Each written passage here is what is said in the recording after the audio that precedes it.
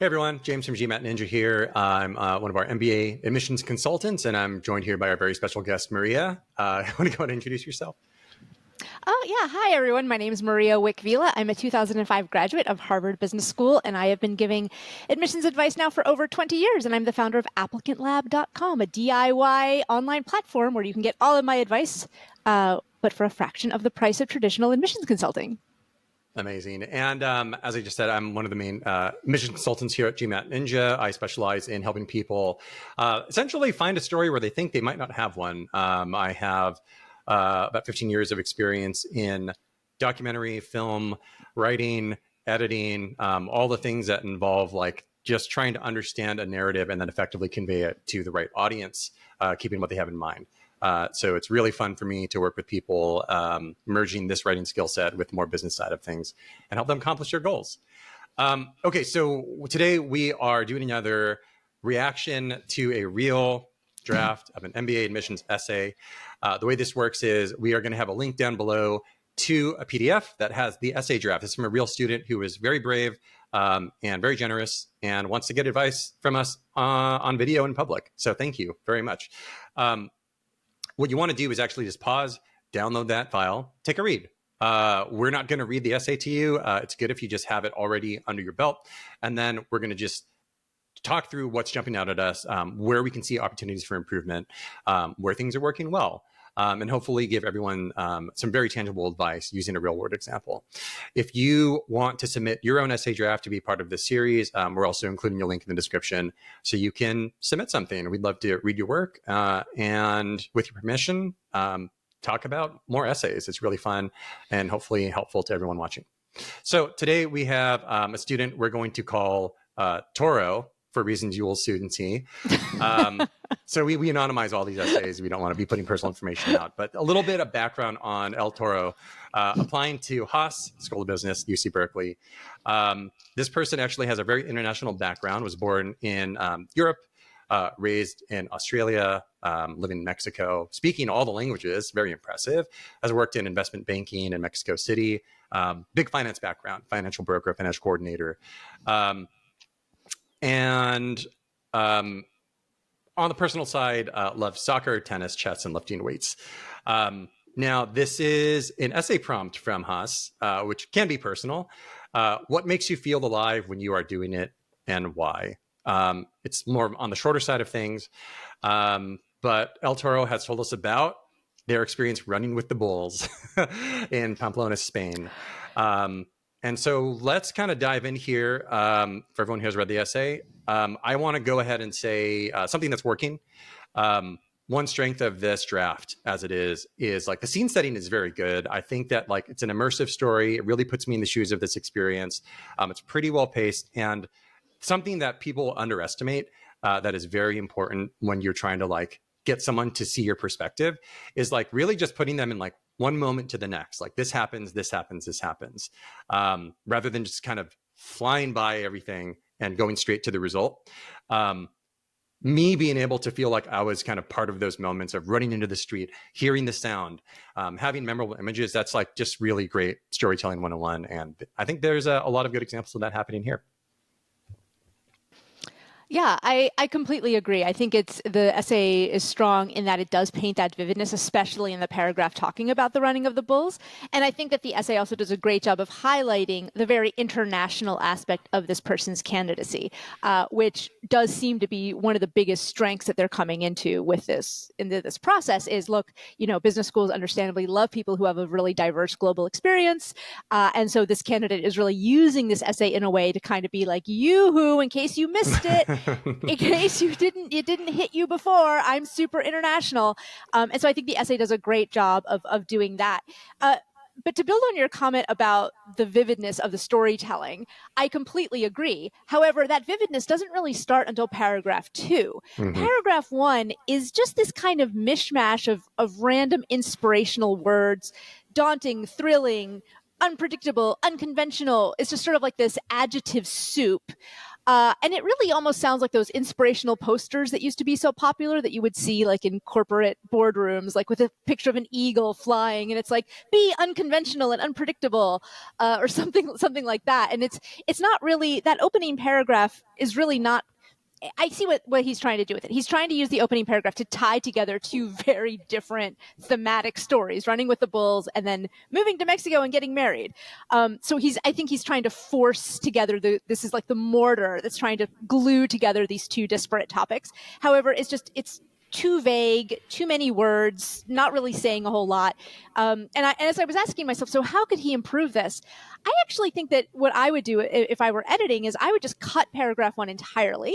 And just drop the reader right into that square in Pamplona, right into that moment. And then later on, you can then explain like, well, here's what joins these two stories together, and here's the common thread. But I think the reaction of that first paragraph, there's this kind of like risk of it being sort of like an eye-rolling moment, like, oh yeah, another person who claims to be super unconventional. One of the most conventional things you see in business school applications is people claiming that they're unconventional. So I would just eliminate paragraph 1 entirely, jump right to the bulls, and then later explain the two concepts. Yeah, this is a really, really common slip that people make when they write. Comes from of an understandable place because there's different writing for different situations. So I think the feeling I'm getting for this, it's like kind of an attempt to be very emphatic, a little literary. But for this purpose, for this reader, it's very messy.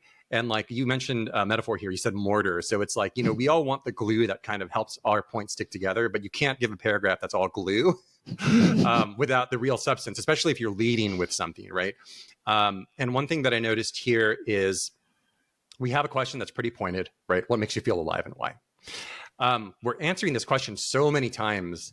You don't really need to answer this question this many times. So when I ask what makes you feel alive, which of these things is it? Is it taking the decision that leads into something unknown, unpredictable, or unconventional? Is it one of those three things? Is it seeing the unlikely come to fruition? Is it embracing uncertainty? Is it following an unconventional? You only need to say one, really. Yeah. But what you said, I think is great and right on. I would say the same thing. Like, if you can get us into that story right away with an effective framing, that just is much more effective. Rather than declare a lot of things, and particularly over-declare.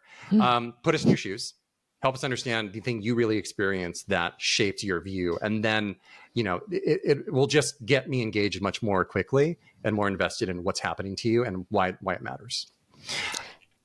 Yeah, and that why it matters piece is exactly what I was going to say next, is that how did if let's say that the core theme this person is trying to convey is this idea of I'm unconventional, or I'm sort of a risk taker, whatever that might end up being, like, well, how did that develop, and why is that important to you, and why is that the thing you want to share? Like, you don't get a ton of essays for Haas, so why is this the thing you want them to know about you? As a very random side note, a lot of people who apply to Haas are also applying to Stanford, and the admissions committee at Haas knows this. And so there's a risk, I feel, and I don't know, but it kind of seems like maybe this was a what matters most to you and why essay for Stanford that was then sort of cut down. And because the what matters most to you and why essay has a longer word count, I'm wondering if maybe, those pieces, that mortar was a bit clearer in the Stanford version, and then maybe it was sort of sliced down to fit in here. But, obviously the people at Haas know that, of course, pretty much everyone applying to them is also applying to Stanford, but you don't want to make it so so obvious that maybe there's someone else in the wings that you'd rather another school you'd rather be going to. So moving on from that point about the first paragraph, that's something that is, on the plus side, you can very easily fix this, right? So hopefully the advice that we're giving puts you on that track. I think there's a more structural and bigger thing that I would focus on top of this, which is, you have one essay and you're packing two major decisions in your life together that I'm not really sure they fit together, which is you have the running of the bulls, and then you have your decision with your partner to move from Melbourne to Mexico. This didn't strike me as logical. It didn't strike me as like the right pairing of things, especially in such a compressed space. And I don't think it's really working to bring your partner into this and to bring that decision and to put them on the same plane. Maria, what do you think about that? Yeah, I mean, I totally get that, running with the bulls is a sort of a physical risk, and moving to Mexico is sort of a professional/emotional risk. What if the relationship doesn't work out?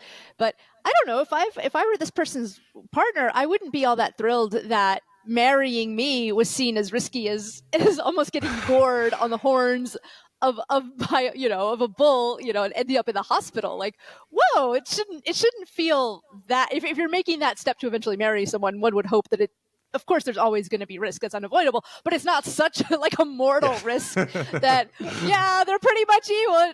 Sorry, honey. Like, you remind me of a large 2,000-pound angry bovine. Like, I don't know. I would, but all joking aside, like it really doesn't. They're not the same. They're not quite the same thing. And so that's why they're trying to force it together. So I think if they eliminate paragraph 1 and then rededicate, because you pointed out the short word count here, like, there's not a lot of space. So if we get rid, because paragraph 1 right now is taking up, I don't know, it looks like at least a quarter maybe of the word count, just glancing at it. So like, get rid of that and then fill, if you're going to keep both of these examples, which maybe you shouldn't, fill in those gaps a little bit more clearly, or come up with something. Because it's not the same. They're not the same thing. Yeah, I can see this going like two ways. One is that you feel really strongly that there is a link here, and it's members like, okay, well, we don't really see it in a compelling way yet. Maybe it's because that first paragraph throws out so many ways of framing that it's like, what is the one that truly actually clicks with this, which is less about risk and more about like seeing the promise, right? And like making a huge change. You could go that way. I actually think I would just ditch this. I think that when you're talking about a 7-year process of building a successful relationship that then leads to a lifelong partnership, like, that's a lot. I don't know if you really have room for that. And then on top of that, making this link and walking that tightrope to me is tough. One thing that I see that is kind of missing is like, this says a lot about you. So what? Why is that so important to know, Maria? As you said, like, why do we need to know this about you? And why does it matter to the school? So I think you could actually take back that space. And what I'm really interested in is if you stick with the running of the bulls, great story. I mean, who really does? I would never do that. I'll be honest. Not for me. But I would go deeper into that question. Who were you before you made that decision? Who did you become after you made that decision? And then who are you going to be because of that decision when you get to Haas? Like, that matters. Right now, I don't really see the picture. It just kind of ends with like, kind of cool.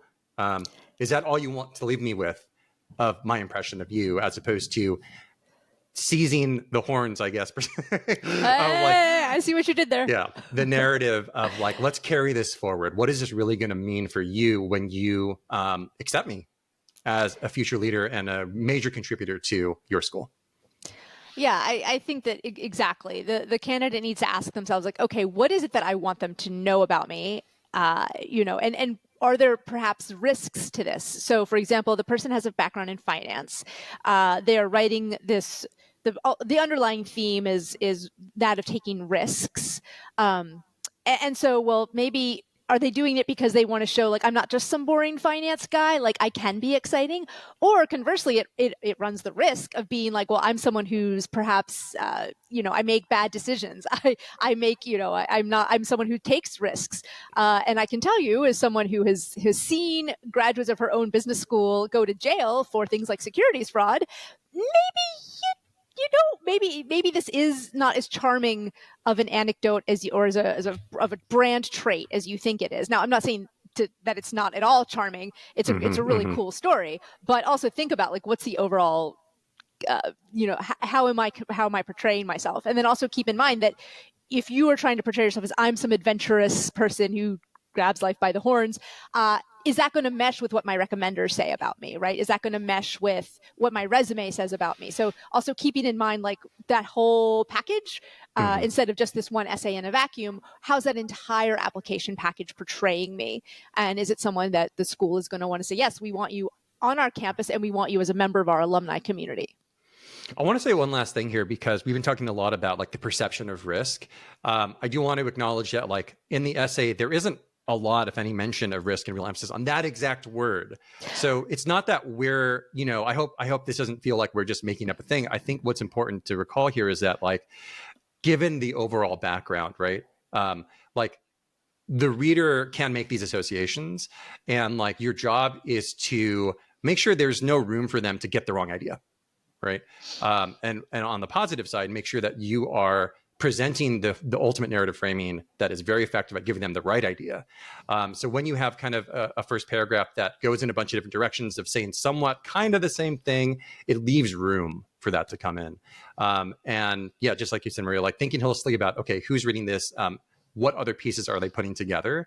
That's another way of gauging, like, is my brand coming across the way that I really, really want it to? Because like, if you did not intend to come off as a risk taker or a risky person, but someone might get that impression anyway, then it's time to retool a little bit and see how you can improve and just get in more line with what you want them to know.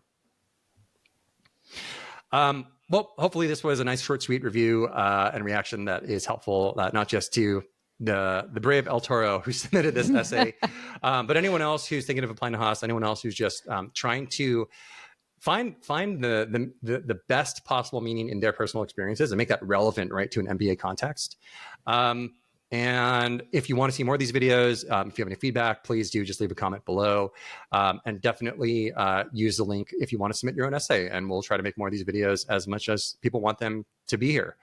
So yeah, thanks again. If you want to work with me as an MBA consultant, all you have to do is go to gmatninja.com/MBA-admissions.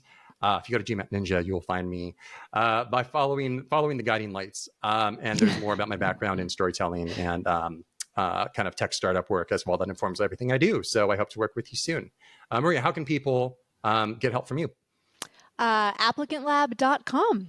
Check us out. We've got a free trial. It allows you to kick the tires. And yeah, if you like the way I dissect things, there's a whole lot more where that came from. Yeah, the free trial is great. I have used it. Strongly recommend. So that wraps it up for this reaction. Thanks again for watching. All the usual YouTube things, subscribe, like, and we'll see you all next time with another essay. Buena suerte, El Toro. Adios.